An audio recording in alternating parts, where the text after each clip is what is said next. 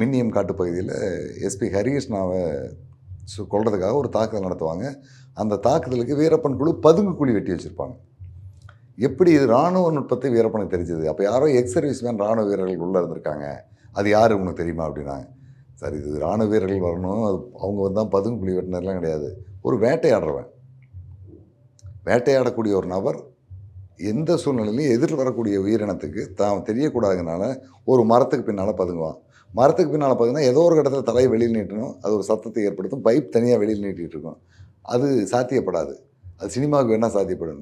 நிஜ வாழ்க்கையில் யதார்த்தமான சூழலில் வேட்டையாடணும்னா ஒரு கல், ஒரு மட்டம், ஒரு 3/4 அடி 1 அடி உயரத்துக்கு இருக்கக்கூடிய ஒரு கல் அல்லது ஒரு 2 அடி உயரம் கொட்டுக்கலாம். அந்த கல்லை ஒட்டி பதுங்குவான் அல்லது ஒரு புதருக்குள்ளே பதுங்குவான். இந்த இடத்துல கல் இல்லை அப்படிங்கும்போது என்ன செய்வான்? மண்ணை பறித்து உள்ளே படுப்பான். காட்டுக்குள்ளே போகக்கூடிய மக்கள் எல்லாருமே பழகினவங்க, பிறந்தவங்க, வேட்டையாடுறவங்க எல்லாமே இந்த நுட்பங்கள் அவங்களுக்கு தாராளமாக வந்துடும். அது வீரப்பனுக்கு மட்டும்தான் இல்லை.